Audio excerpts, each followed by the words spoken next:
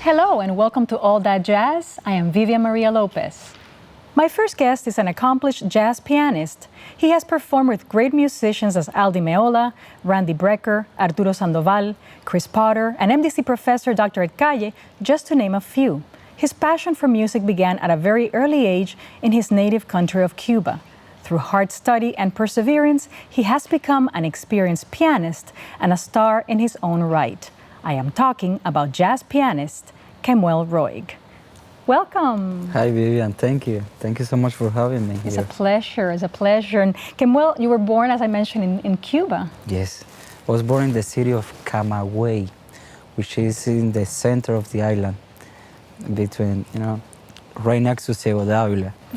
So it's, I think, I'm not really sure about this, but I think it's one of the, back in the days, it was a very, very important city. So it's a very colonial city. Colonial Yes. city, indeed. But you started very early in music. Your interest in music, I think you were about 4 years old? Yes, I was about 4 years old.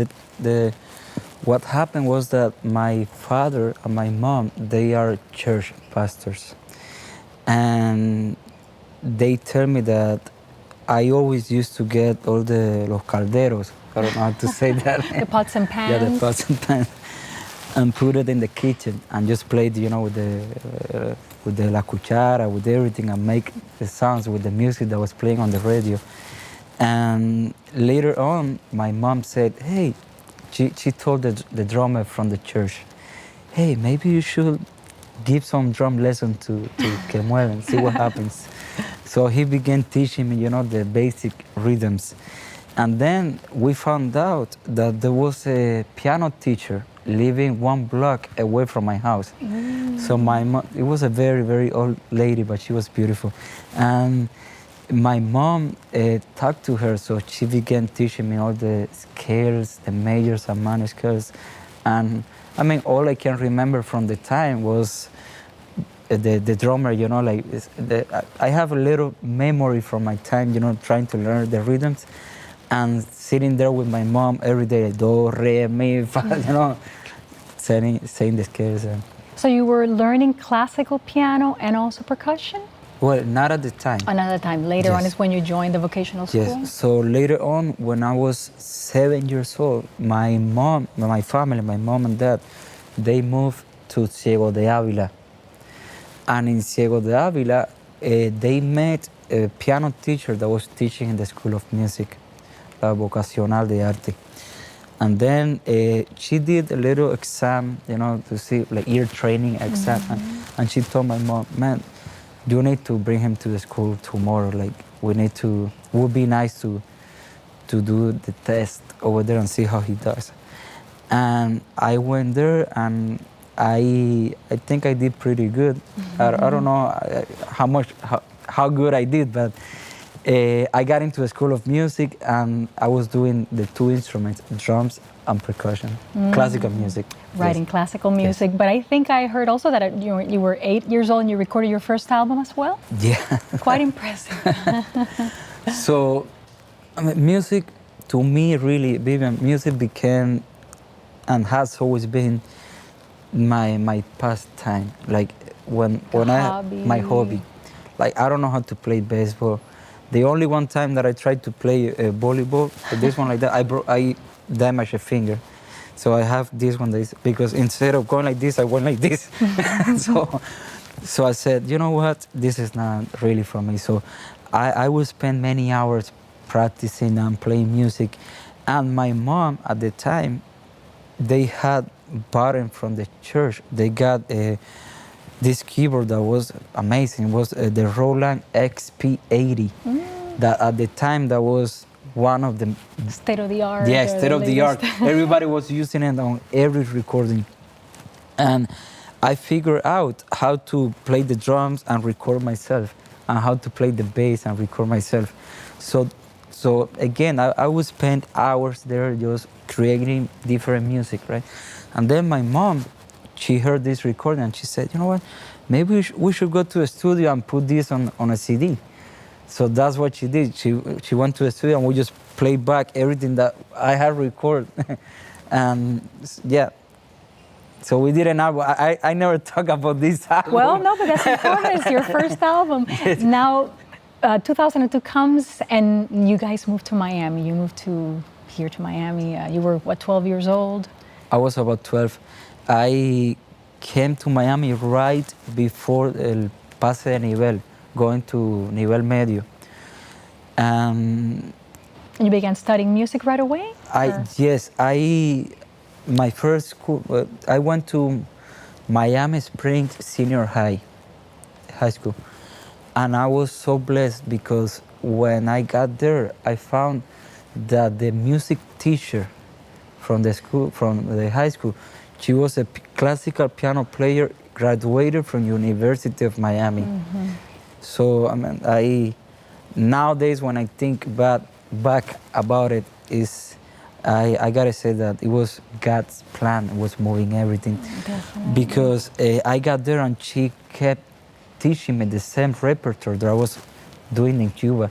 So I never lost the repertoire that I was... Same thing, we're talking about classical so you felt just at ease, even if when you had to deal with perhaps the language barrier and all that, but in the musical idiom you were fine, doing well. Yeah, we kept doing Chopin, Bach, Beethoven, everything as I was doing in Cuba. And then Cuban music? Well, Cuban music, I really became passionate about Cuban music when I got to United States. Because at the time I was playing, I began playing in the city with different musicians.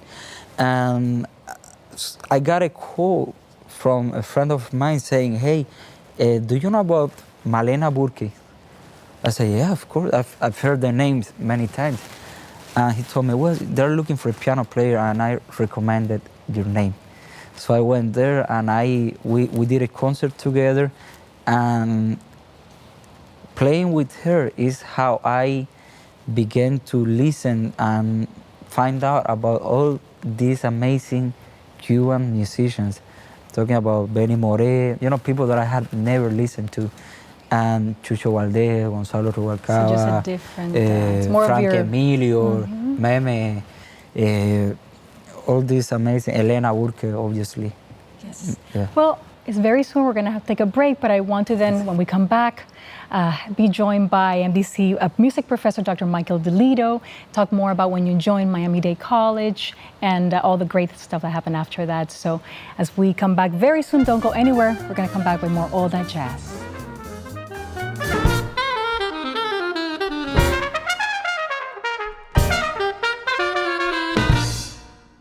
Miami-Dade College has career paths in anything you want to be. What's your story?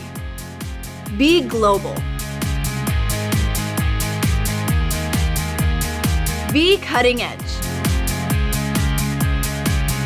Be inventive. Be investigative. Be a hero. What do you want to be? Be the best. Be you. Be MDC.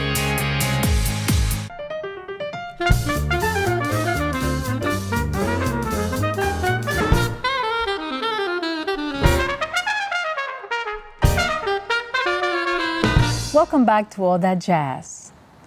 I'm still with jazz pianist Kemuel Roig, and now we are joined by MDC Professor of Jazz Studies, Dr. Michael DeLido. He's one of Kemuel's mentors and part of his success and the success of many other music students at Miami-Dade College. Welcome. Pleasure to have you here in All That Jazz. So Kemuel, age 16, you joined Miami-Dade College. Special year for you too. Yes, so what happened was that in Miami Springs, when I was doing my music classes, I met this guy over there that he was doing the dual enrollment with Miami-Dade College at the time. And he had, we became best friends right away.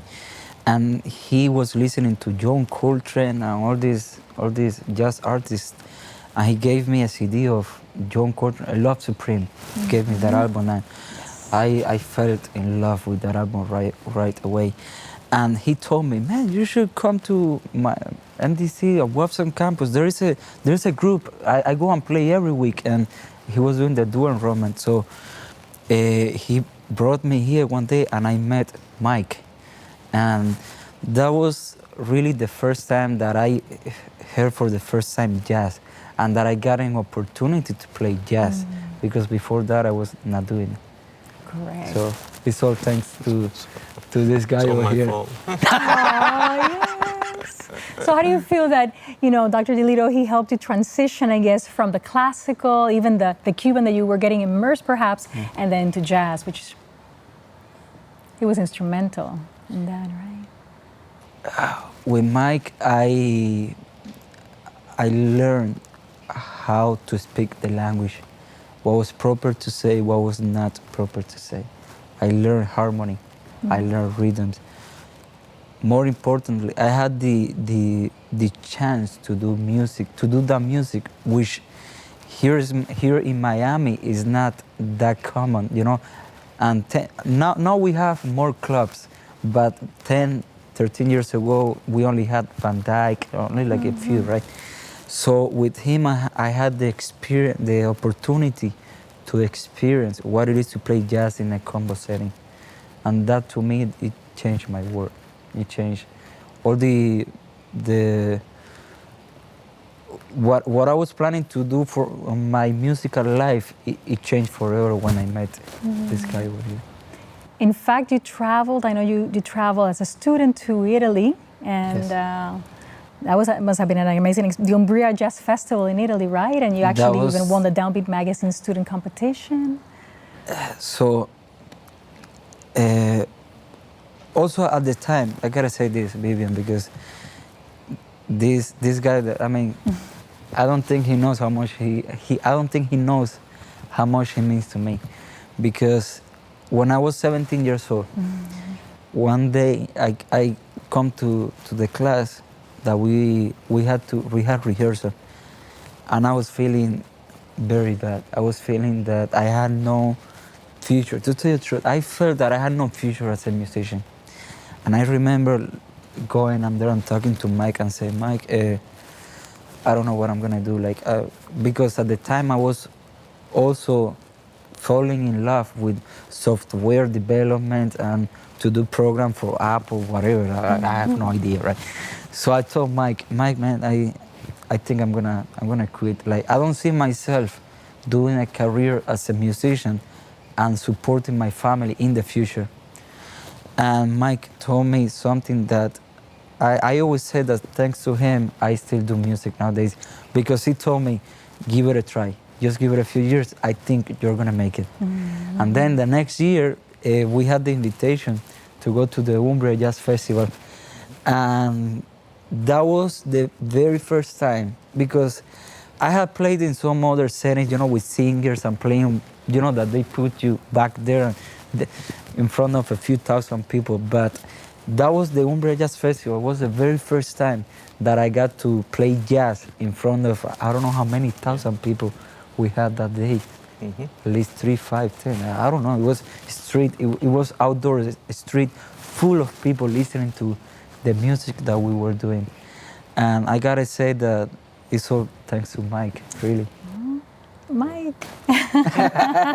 And he's quiet. I know he's probably very touched, because I know that you've touched so many lives, like Kemuel's life. Kemuel's special, a very special student. He came, he was bright-eyed, eager. He wanted to learn, he wanted to play. It was very easy with Kemuel. He was very talented and just a good person. He was a model student, really. And jazz is an easy sell. For somebody that wants to be a better instrumentalist, you put on some great recordings of these great musicians and composers. I mean, the challenge is there.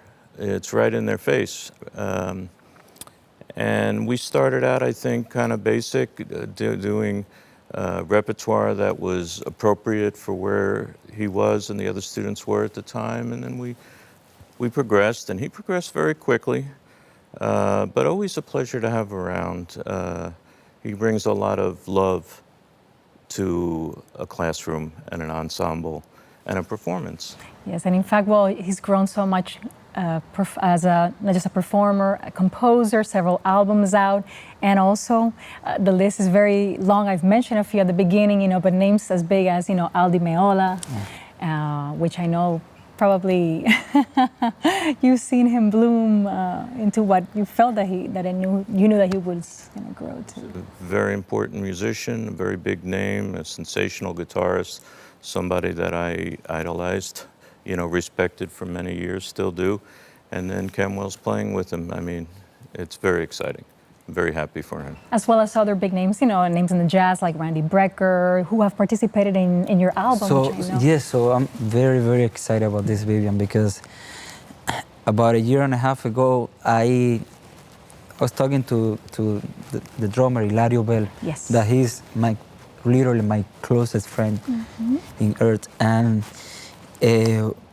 we said, I said, Hilario, maybe we should try to go to a studio and take this band, which we perform here today, take this band and let's see what happens. Bring these compositions. And so we record the album there, but I left a few empty spaces because I wanted to invite a few people, but I didn't know at the time whom, right?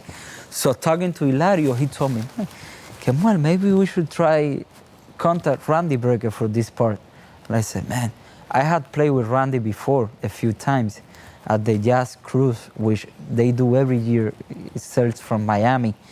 But I mean, one thing is playing with him, another thing is like, hey, Randy, can you be in my album, Man, I contacted him and he was so happy to be on the album. It was amazing. And that's just one name. I know you have others it was, that are... Randy, on the album is also Chris Porter, same story, Chris Porter. Also, ALAIN PEREZ from Cuba. Julito Padron. So you have a lineup of jazz musicians and Cuban and Latin musicians in that.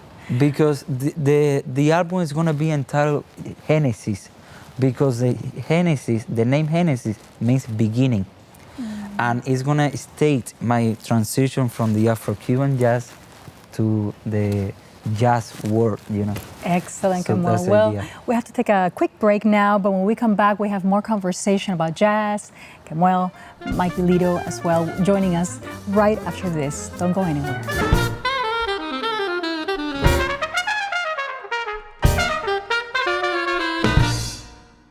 Miami-Dade College has career paths in anything you want to be. What's your story? Be global. Be cutting edge. Be inventive. Be investigative. Be a hero. What do you want to be? Be the best. Be you. Be MDC.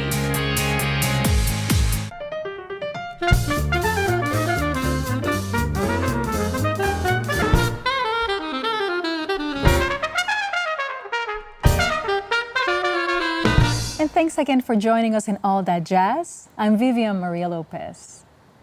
Still joining me are jazz pianist Kemuel Roig and MDC Jazz Studies professor Dr. Michael DeLiddo. Welcome back. It's a pleasure to have you.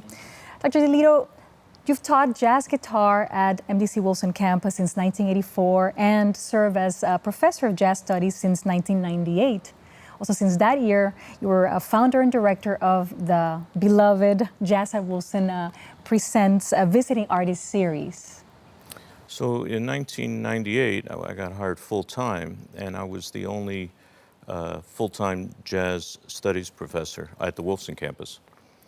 And I looked at the curriculum of what we were offering the students that were interested in jazz, and I thought it was a good curriculum. We were teaching some nice private lessons with some very excellent adjuncts. But what the students weren't getting was, information from active performing jazz artists. It was mostly from me and the adjunct professors teaching private lessons. So I had the idea, well, let's go to New York and go to some jazz clubs, go to Birdland and see, what these active artists are really like right up close. But that, of course, was impractical, so I tried to figure out a way to get them to come to the campus. And initially, anyway, the idea was not only to have them come to the campus and perform, but perform with the jazz adjuncts and myself so that the students could see that not only do their professors teach, but they also perform. And I think the first year we only did 2 or 3 concerts, but it was very successful. And then we continued, and it's been going from September through April since 1999, nonstop. And we're very proud that they're free and open to the public jazz events. Yes. And I do want to say that it really goes on the coattails of what was called the Lunchtime Lively Arts series, which was a Wednesday at noon, as is most of the Jazz at Wolfson concerts. They're Wednesday at noon, and they're at that time so that the downtown community could take a break from whatever they're doing and have some art in their life. Yes, without a doubt. Now, you're a jazz studies professor, and obviously we're talking about jazz, but you come also from the classical. You study classical guitar in Germany, and you came to Miami. Tell me more about that. I do. My academic career, it's always been both. It's been jazz and classical studies. When I was an undergraduate, I was made to choose. I could tell you, well, you can only be one. So I wound up doing 2 degrees, one in classical performance and one in jazz performance. When I went I went to the University of Miami for a master's degree and eventually a doctorate. And that was in classical performance, actually. But I've always done jazz. When I got hired here, it was a jazz position, really. So that's been my focus since 1998. And that classical education, how has it helped you transition into jazz? How do you feel? Well, there are 2 different approaches to the music, and I don't think one is better than the other. Right. You know, in classical music, it's about performing and bringing to life the written, the notated music from a composer. And that's very difficult for that music to come to life. And all you have to do is compare different performers and see, well, the notes and the rhythms are basically the same, but they can sound very different. In jazz, it's more about the improvisation and what the performer brings at the spur of the moment. So it's a different focus, and I think having a background in classical music, having a diverse background in music, period, is going to help the other style, whatever it is. Definitely, yes. You're an accomplished musician. As a classical guitarist, you perform everything from University of Yucatan Chamber Orchestra, the Royal Ballet of London. You've accompanied Luciano Pavarotti, and then performed with many jazz greats in world stages, everything James Moody, Bobby Watson. I mean, I know you can share more of some of those names that you have played with and recorded with. Well, one recording I did back in 1996 was with the great jazz educator, composer, pedagogue, is David Baker. So I was on a recording with him called Stepping Out. But of course, the series has afforded me the opportunity to play with a lot of jazz greats. I also am involved with the Jamie Aebersold Summer Jazz Workshop, and I get to perform with some nice people there, David Liebman, Eric Alexander, Rufus Reed. So that's nice. And in fact, you published 2 books with Jimmy Aebersold Jazz. Yes, I have. Yeah, they're both guitar books. It's one is a beginning entry-level jazz guitar book, teaching them how to play good voicings, good chords to some standard jazz tunes, and the other one is more advanced. How do you feel the education and experience that you have has benefited the students like Kemuel and others that have been part of your program? Well, besides the academic side, as far as understanding the history and the theory, I think that the fact that I am a performing musician, I like to bring that to the classroom. I do a lot of my combo instruction right from holding the instrument, and I sit in with the students all the time. And I think it's real important, if not for anything else, just to share the feel of the music. Now, Kemuel just performed at the Jazz at Wolfson concert. It must have been super exciting for you to see him coming back, bringing him back. That special thing about him that made you invite him as a performer. Well, he's taken off. I mean, his career, he was with Arturo Sandoval for, what, 9 years or so? 8 years. And now he's with MEOLA. I mean, every year it seems something new with Kemuel. And it was about time to bring him back anyway. He was here a number of years ago. But he's growing exponentially as a musician. So he deserves to be showcased as much as we can. And Kemuel, how do you feel coming back now as a performer? I know when you were a student, perhaps you, of course, enjoyed the great performances here, and now you are coming as a visiting artist. For me, today was very special because I remember this room, how it used to be back in the days, and I always used to sit over there, and then now that I'm playing here with my band, playing my music is a wonderful experience to bring all the experiences that I'm getting from performing around the world, to bring it to Miami and to the Wolfson campus, MDC. It's a huge blessing, really. Now, what advice would you give other students or those who would like to go into music as a career, as an educator, or as a performer? Never give up. Practice every day. Listen, as Mike said before, everything is on the recordings. Listen, spend a lot of time listening. Try, don't be afraid to imitate, because that's a new thing nowadays. It's like, no, you sound like, it's okay. Yeah, if you listen to my play, I sound like blah, blah, blah, blah, like all these piano players. It's okay. Don't be afraid to imitate. And then you'll find your own voice. And then eventually you will find your own voice. Play with other musicians. Don't, if you're a baseball player and you want to learn how to play baseball, you need to go to the field and play, right? Correct. The same thing with music. Find musicians that want to play it and play jazz. Bring your compositions. Compose. That was something that Mike encouraged us to do. Compose music. And eventually, it's gonna happen. Definitely. Well, I think as we're coming to the last few seconds of All That Jazz, I thank you so very much. I wish you continued success. I mean, as we know, your career is booming, and of course, Mike here with the students, they love you and all the work that you do. We're truly thankful and happy that it's happening, and for bringing the jazz at Wolfson as well as the jazz studies. So we thank you for joining us today at All That Jazz. Thank you for having us. Thank you. Thanks very much.